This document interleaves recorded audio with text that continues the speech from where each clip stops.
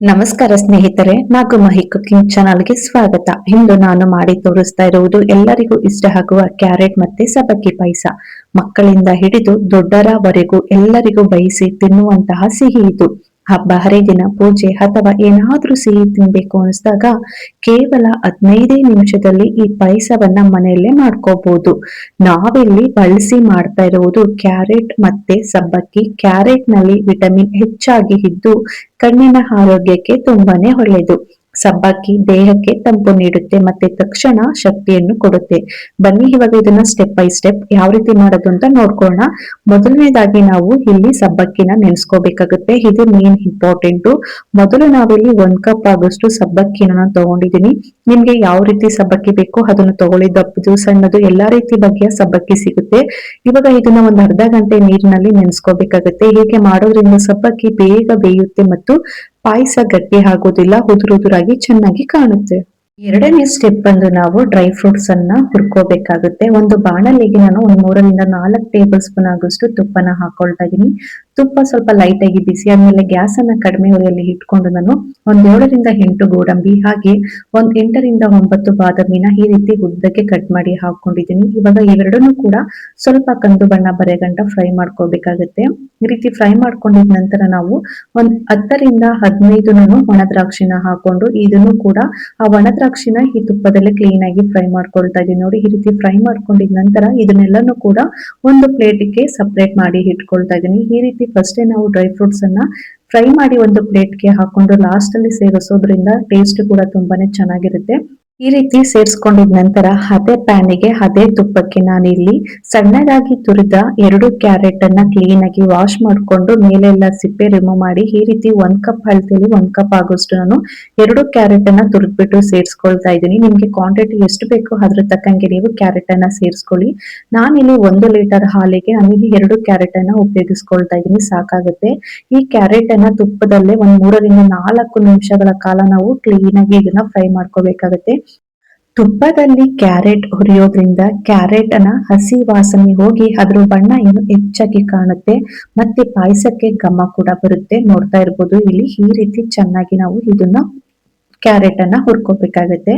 3ನೇ ಸ್ಟೆಪ್ ಬಂದು ನಾನು ಇವಾಗ 1 ಲೀಟರ್ ಹಾಲನ್ನ ಮೊದಲೇ ಕಾಯಿಸಿ ಇಟ್ಕೊಂಡಿದ್ದೀನಿ. 1 ಲೀಟರ್ಗೆ 1 ಲೋಟ ಆಗಷ್ಟು ನೀರನ್ನ ಹಾಕಿ ಕ್ಲೀನ್ ಆಗಿ ಕುದಿಸ್ಕೊಂಡು ಇಟ್ಕೊಂಡಿದ್ದೆ. ಇವಾಗ ಈ ಹಾಲನ್ನು ಕೂಡ ಹುರಿದ ಕ್ಯಾರೆಟ್ ಹಾಲಿಗೆ ಸೇರಿಸಿ ಇದನ್ನು ಕೂಡ 5 ರಿಂದ 7 ನಿಮಿಷ ಕುದಿಸ್ಕೋಬೇಕಾಗತ್ತೆ.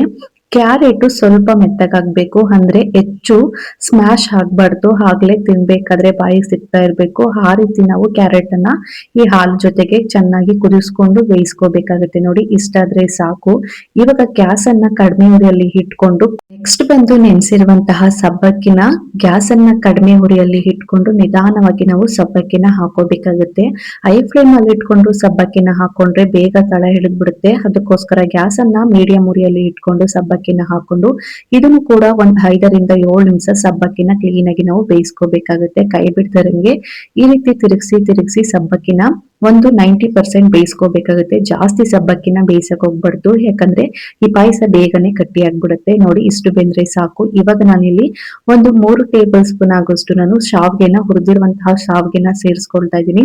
ಬೇಕಂದ್ರೆ ಶಾವ್ಗೆನ ಹಾಕೊಡಿ, ಬೇಡ ಅಂದ್ರೆ ಸ್ಕಿಪ್ ಕೂಡ ಮಾಡ್ಕೋಬಹುದು. ಇವಾಗ ಶಾವ್ಗೆನ ಹಾಕೊಂಡಿದ ನಂತರ ಇದನ್ನು ಕೂಡ ಶಾವ್ಗೆ ಎಲ್ಲ ಸ್ವಲ್ಪ ಸಾಫ್ಟ್ ಆಗ್ಬೇಕು. ಅದಕ್ಕೋಸ್ಕರ ಗ್ಯಾಸ್ ಅನ್ನ ಹೈ ಫ್ಲೇಮ್ ಅಲ್ಲಿ ಇಟ್ಕೊಂಡು 5 ರಿಂದ 7 ನಿಮಿಷ ಇದನ್ನ ಕುದಿಸ್ಕೋಬೇಕಾಗುತ್ತೆ. ಈ ರೀತಿ ಕುದಿತಾ ಇರ್ಬೇಕಾದ್ರೆ ಕೈ ಬಿಡದಿರಂಗೆ ಇದನ್ನ ತಿರುಗಿಸ್ಕೊತಾ ಇರ್ಬೇಕು. ಈ ಪಾಯಸನ ಜಾಸ್ತಿ ಆಗಿ ನೀವು ಗಟ್ಟಿ ಮಾಡ್ಕೊಕ್ ಹೋಗ್ಬಾರ್ದು, ಹಾರಿದ ತಕ್ಷಣ ಮತ್ತೆ ಗಟ್ಟಿ ಆಗ್ಬಿಡುತ್ತೆ. ಈ ರೀತಿ ತೆಳುವಾಗಿ ಕೂಡ ಮಾಡ್ಕೋಬೇಕಾಗತ್ತೆ ಪಾಯಸನ. ನೋಡಿ, ಇವಾಗ ಇಷ್ಟಾದ್ರೆ ಸಾಕು. ಇವಾಗ ಗ್ಯಾಸ್ ಅನ್ನ ಕಡಿಮೆ ಉರಿಯಲ್ಲಿ ಇಟ್ಕೊಂಡು ಕೊನೆಯಲ್ಲಿ 1/2 ಕಪ್ ಆಗೋಷ್ಟು ಸಕ್ಕರೆನ ಹಾಕೊಳ್ತಾ ಇದ್ದೀನಿ. ನಿಮ್ಗೆ ಸ್ವೀಟಿಗೆ ಎಷ್ಟು ಬೇಕೋ ಅದ್ರ ತಕ್ಕಂಗೆ ನೀವು ಸಕ್ಕರೆನ ಹಾಕೋಬೇಕಾಗತ್ತೆ.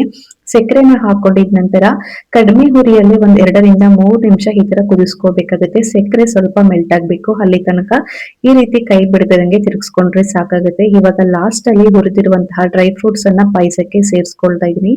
ಇವಾಗ ಡ್ರೈ ಫ್ರೂಟ್ಸ್ ಅನ್ನು ಸೇರಿಸ್ಕೊಂಡಿದ ನಂತರ ಒಂದ್ಸಲ ಕ್ಲೀನ್ ಆಗಿ ಮಿಕ್ಸ್ ಮಾಡ್ಕೊಂಡ್ರೆ ಆಯ್ತು. ತುಂಬಾನೇ ಪರ್ಫೆಕ್ಟ್ ಆಗಿ ಈ ಪಾಯಸ ರೆಡಿ ಆಯ್ತು. ನೋಡ್ತಾ ಇರ್ಬೋದು ಇಲ್ಲಿ ನಾವು ಯಾವ ರೀತಿ ತೆಳುವಾಗಿ ಈ ಕ್ಯಾರೆಟ್ ಪಾಯಸನ ಮಾಡ್ಕೊಂಡಿದೀವಿ ಅಂತ. 2 ನಿಮಿಷ ಕುದಿಸ್ಬೇಕಾಗತ್ತೆ ಅಷ್ಟೇನೆ. ಇವಾಗ ಗ್ಯಾಸ್ ಅನ್ನ ಆಫ್ ಮಾಡ್ಕೊಂಡ್ರೆ ಆಯ್ತು, ಕ್ಯಾರೆಟ್ ಪಾಯಸ ರೆಡಿ ಆಗುತ್ತೆ. ನಾವು ಸಕ್ಕರೆನ ಮೊದಲನೇ ಹಾಕ್ಬಾರ್ದು. ಯಾಕೆ ಅಂತ ಹೇಳಿದ್ರೆ ಹಾಲ್ ಜೊತೆಗೆ ಹಾಕ್ಬಿಟ್ರೆ ಹಾಲು ಹೊಡೆದೋಗ್ಬಿಡೋ ಸಾಧ್ಯತೆ ಇರುತ್ತೆ. ಅದಕ್ಕೋಸ್ಕರ ನಾವು ಲಾಸ್ಟ್ ಅಲ್ಲಿ ಸಕ್ಕರೆನ ಹಾಕಿ ಒಂದ್ಸಲ ಕ್ಲೀನ್ ಆಗಿ ಮಿಕ್ಸ್ ಮಾಡಿ ಗ್ಯಾಸ್ ಅನ್ನ ಆಫ್ ಮಾಡ್ಕೋಬೇಕಾಗತ್ತೆ ಅಷ್ಟೇನೆ. ನೋಡಿ ಇವಾಗ ಬಿಸಿ ಬಿಸಿಯಾಗಿ ಕೂಡ ಕುಡಿಯಬಹುದು ಅಥವಾ ಫ್ರಿಡ್ಜ್ ನಲ್ಲಿ ತಣ್ಣಗಾಗಿ ಕೂಡ ಇಟ್ಕೊಂಡು ಸರ್ವ್ ಮಾಡ್ಕೊಂಡು ಕುಡಿಬಹುದು. ತಣ್ಣಗಾದ ನಂತರ ಇದರ ರುಚಿನೂ ಇನ್ನು ಹೆಚ್ಚಾಗಿ ಕೂಡ ಇರುತ್ತೆ. ಸಕ್ಕರೆನ ಬಳಸಲ್ಲ ಅಂದ್ರೆ ಬೆಲ್ಲನು ಕೂಡ ಸೇರ್ಸ್ಕೋಬಹುದು. ಆದ್ರೆ ಬೆಲ್ಲ ಹಾಕುವಾಗ ಗ್ಯಾಸ್ ಅನ್ನ ಆಫ್ ಮಾಡ್ಕೊಂಡು ಬೆಲ್ಲನ ಸೇರ್ಸ್ಕೋಬೇಕಾಗತ್ತೆ.